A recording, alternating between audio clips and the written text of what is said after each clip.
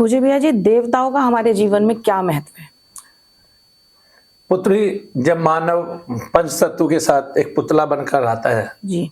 तो उसका इस संसार में मोह पड़ जाता है।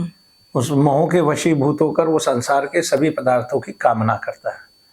उन कामना की पूर्ति करने वाला हमारे पास जब संसार में ना हमारा नगर का राजा होता है ना कोई होता है, तो उसमें हमें देवता का आश्रय लेते हैं सभी मानव जन।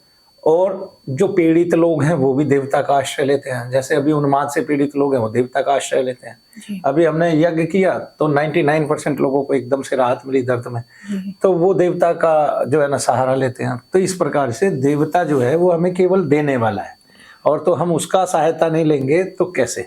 तो ईश्वर की तरफ से जो निर्धारित है देवता, वो लौकिक व्यवहार के लिए निर्धारित है, ठीक है ना। तो वो हमें सांसारिक पदार्थ तो देता ही देता है, कृपा भी देता है हमें, क्योंकि प्रत्येक देवता जो है उसकी सीधी ब्रह्म तक उपाधि होती है, वो ब्रह्म को जानने वाला होता है। तो और वो केवल क्या करता है कि नियम के अधीन काम करता है, लेकिन वो नियम से अधिक होकर भी अपने भक्त को प्रदान कर सकता है, क्योंकि उसकी क्षमता बढ़ जाती है भगवान की तरफ से। अगर उसका कोई ईश्वर का कोई इस तरह का भक्त है जो भगवान विष्णु से भी ज़्यादा, भगवान विष्णु के भक्तों से भी ज़्यादा सशक्त है, और कोई मान लिया मैं ही शनि की पूजा कर रहा हूँ, तो शनि देव को कितनी भी असीमित शक्ति भी प्रदान करनी पड़ सकती है, कुछ भी प्रदान करना पड़ सकता है।